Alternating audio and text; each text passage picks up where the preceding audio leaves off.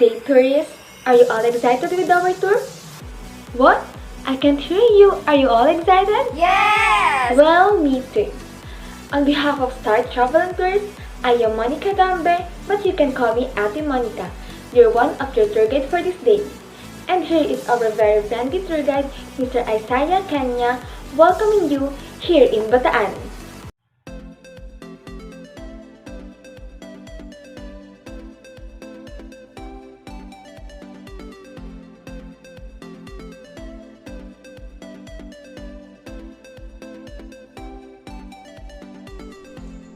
Good day. Hi, I am Isaiah, and today I would like to discuss the history hub of Central Luzon, the Bataan. Bataan is a province in the Philippines situated in the Central Luzon region, occupying the central section of Luzon. Its capital is the city of Banga. The province has a land of 1,372 square kilometers. Its population as determined by the census was 760,650. This represented 6.78% of the total population of the Central Luzon region, 1.32% of the overall population of the Luzon Island Group, or 0.75% of the entire population of the Philippines. Based on these figures, the population density is computed at 554 inhabitants per square kilometer. Now, let's discuss some of the history of Bataan. Bataan was established in 754 by Governor General Pedro Manuel Aranda out of territories belonging to Pampanga and the Corregimiento of Mariveles, which at that time included Maragodon in Cavite across the bay. This province had more than its share of significant historical events. In 1647, Dutch naval forces attempting to invade the country perpetrated the Abukay massacre in one of its towns. In the late 1700s, the dreaded Chinese private Limahong used Luzon Point on the western side as the landing place to launch his conquest of Luzon. In the Philippine Revolution of 1896, Bataan joined the other provinces in Luzon which revolted against Spanish rule. It was during World War II. However, the Bataan attained prominence that will find its place in the annals of world history. Under heavy aircraft and artillery shelling from the invading Japanese forces, the beleaguered Filipino-American troops valiantly defended the last bastion until the fall of Bataan on April 9, 1942. And that's all. And for the next discussion, Wirlo Cheng. Good morning, tourists. My name is Wirlo Cheng, but you can call me Kuya Cheng. I will be your tour guide for your destination. Do you dream of sunset and beaches want some taste of summer? Then look no further than Playa La Caleta in Morong, Bataan. Imagine swimming in a clear blue waters, walking on soft sand, camping under the stars, enjoying the sea breeze, swinging under the trees, snorkeling to see colorful fishes and pawikan, and so much more. These are what Playa La Caleta Beach Resort can offer water activities available for you and your friends. Stand-up paddle, kayak, slip and slide, snorkel set, life vest, skimboard, bodyboard, surfboard, and there's a lot. The stuff will make you feel welcome at home too. Playa La Caleta is a Spanish phrase which means beach cove. Tucked in Morong, Bataan, this ecotourism resort has about 1 kilometer beach, 3 waterfalls, and green forest. And this is the next destination, Dinalupihan Nature Center. A forest reservation ideal for picnics and camping activities. The cool water of the pool offers a fun place for visitors bent on having a dip. For the more adventurous, they can go jungle trekking to savor the best out of this place. Visitors will stay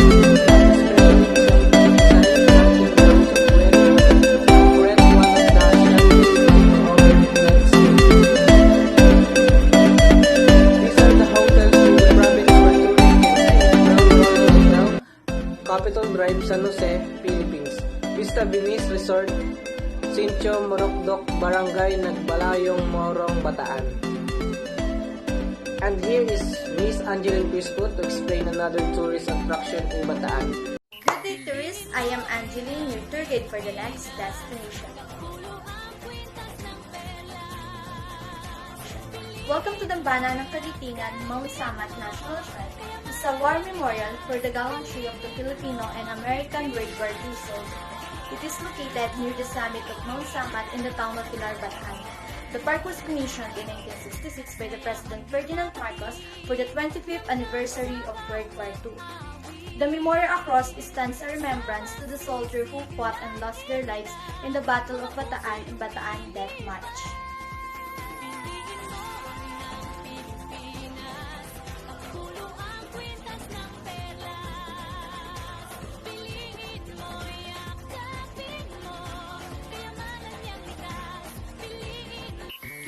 Next destination, 0-kilometer Death March Marathon. This obsolete shape immortalized the first step of the Filipino and American prisoner of war after Bataan fell inside unconditional surrender from the Japanese forces in April 9, 1942.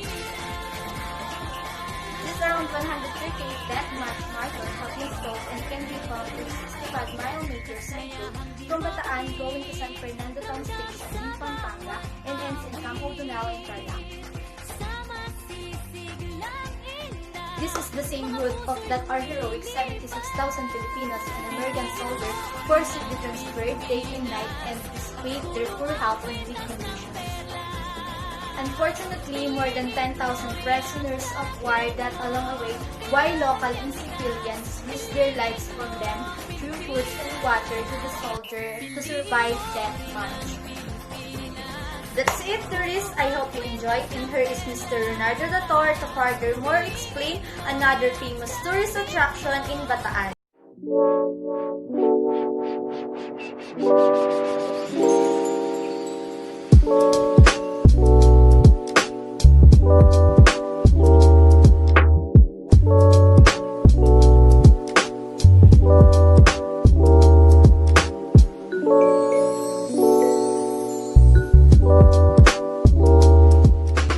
Dator.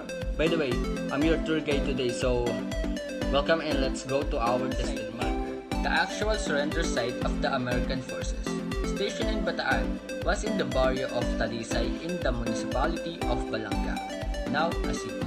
We were told that at the backup portion of what is now a sprawling public elementary school was where then American General Edward King officially surrendered to the Japanese forces.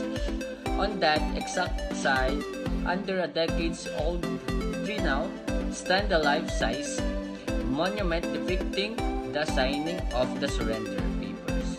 And just a few steps away is the newly opened Bataan World War II Museum, where we saw a concise narrative of the significant event of the battles in Bataan.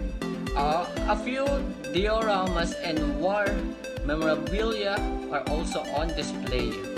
Admission is free, but the fledgling museum's next stop is Bataan Nuclear Power Plant. The Bataan Nuclear Power Plant in the Philippines was built by former dictator Ferdinand Marcos as a solution to what was then an impending oil crisis. It cost more than $2 billion. Was completed in 1985, but up to this day has not generated a single watt of electricity. And for our next destination, here's Christian de Torres to discuss something to you.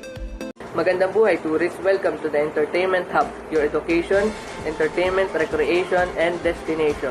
On behalf of BSHM Travel and Tours, I'm Christian de Torres as your tour guide for today. Just a reminder, we are not living in fear, we are living in faith. Are you guys all excited?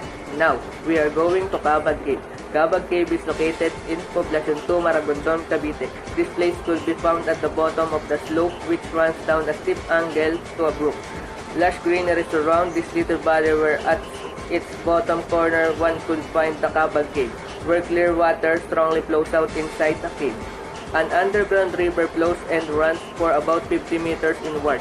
A pool of water is formed immediately off the mouth of the cave, which leads to the brook, forming like a swimming pool. This natural wonder is beautified with the foliage surrounding. Next adventure, Pico del Oro in Palay-Palay Mataas na Gulod Protected Landscape is a scenic mountain range in Maragondon, Cavite. It is famous for the iconic Pico del Oro, named after a protruding rock that resembles a parrot's beak, which used to be accessible from the summit. Its summit stands at only 664 above sea level, offering 360-degree unobstructed view of Cavite, Batangas, Laguna, and Manila Bay, with the island of Lombones, Carabao, and the historic Corregidor. The trek to Pico del Oro is an easy yet a rewarding one.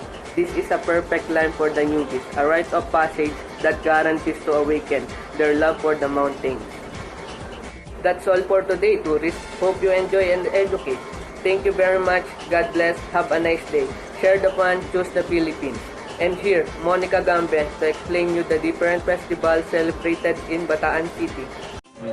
Good day everyone, I am Monica Gambe, your guide for this tour, and today I will give you some information about the celebrated festival in Bataan City.